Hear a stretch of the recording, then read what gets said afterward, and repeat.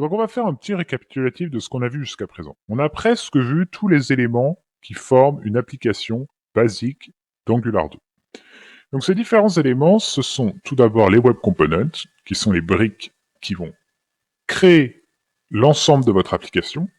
On a vu comment est-ce qu'une application Angular 2 démarrait, et on a vu comment faire communiquer vos templates avec les class components associés, par le biais donc de string interpolation ou par la gestion des events du côté de l'utilisateur.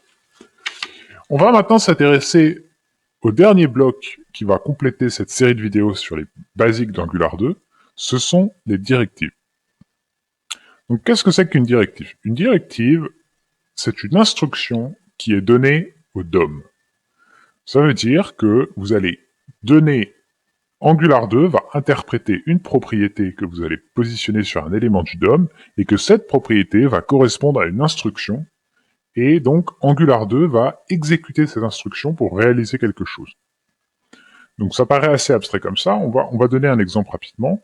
Vous avez par exemple un paragraphe et on remarque cette propriété background blue. Et à l'intérieur de ce paragraphe, on a donc un texte. Cette propriété va être interprétée, puisqu'elle n'est pas native en HTML, elle va être interprétée comme une directive par Angular 2. Ça veut dire que Angular 2 va chercher à savoir quelle est l'instruction derrière ce background blue.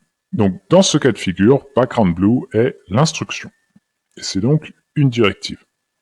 Maintenant, si on réfléchit à comment est construit une application Angular 2, si on réfléchit particulièrement au component, on se rend compte qu'un component, quelque part, c'est une instruction qu'on donne au DOM. On a donc notre sélecteur HTML, et on va dire à Angular de remplacer ce component qu'il va trouver par le component associé qu'on aura défini donc dans notre code. Donc on va dire à Angular 2, on va lui donner une instruction, on va lui dire tu prends ce sélecteur HTML et tu le remplaces par mon component.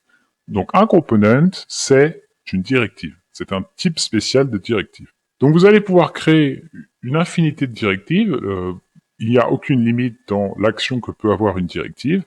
Mais on va tout d'abord commencer par les directives natives, c'est-à-dire qui sont offertes par le framework Angular 2 et qui sont nécessaires à la réalisation de la plupart des fonctionnalités que vous allez vouloir réaliser. Et donc dans un second temps, on verra dans un chapitre dédié comment créer ses propres directives pour créer ses propres fonctionnalités.